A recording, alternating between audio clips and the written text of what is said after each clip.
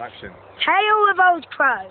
He travelled far, he travelled wide, explored an ocean deep inside. He'd overcome confusion, confronted wisdom and disillusion, and was a crow with a tale to tell. His life had started from an egg.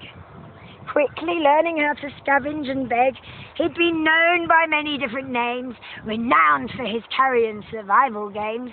His life's an adventure full of fear and high risk, and now he's been made famous by the crow posture disc. I met him myself not too long ago. He had a battered up wing and was missing a toe.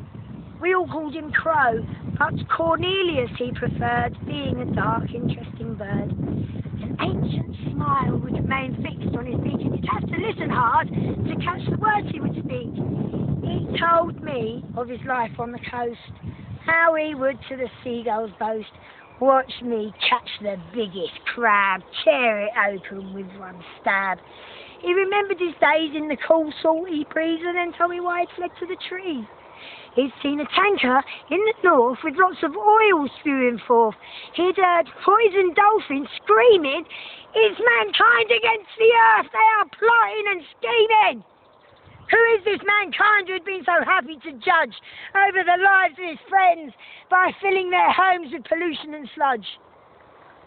A brave young bird, idealistically absurd, flew into the sunset in search of mankind to warn him of this destruction he was leaving behind.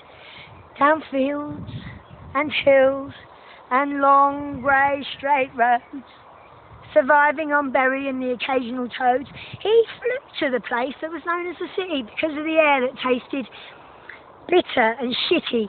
Had he realised mankind was not one? His eyes were blinded by the setting sun. Perched on a statue, he looked all around, seeing billions of pigeons covering the ground. He felt weak and insignificant. What could he do to change the way things stand? The pressures of living in a police-governed land. Had he any chance of success? From his point of view, the world was a mess. As he slept, in the dawn crept, and once again the new day was born. The sun was shining and he was feeling warm, so after quickly hassling something to eat, he flew to the place known as 10 Drowning Street. Perched on the railings to see inside all the corruption they were trying to hide. Mrs. Snatcher herself, she could be seen quite clearly. She was telling someone off and horse-whipping them severely. "If this ever leaks out," he could hear her voice shout, "an inquiry will be held on my finance. What is called for, boys, your absolute silence. For if anyone knows that Britain is skint, and I've invested everything that's in the Royal Mint on military scientists to explore devastating weapons for the purposes of war." When Crow heard this, he was dazed and shocked. Was the whole world about to be rocked? His claws gripped tightly round the steel bar.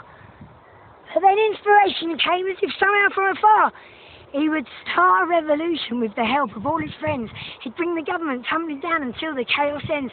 He would organise and demonstrate, infiltrate and exterminate, and rid the world of the evil force. If the destruction of the planet was on its course, he needed a plan of action and an army on his side. Did he understand the seriousness of his task? In who could he confide? He was prepared for the struggle. He believed in his dream. Perhaps this planet he would redeem. Will he wait for the humans to burn out, or stand up for his rights?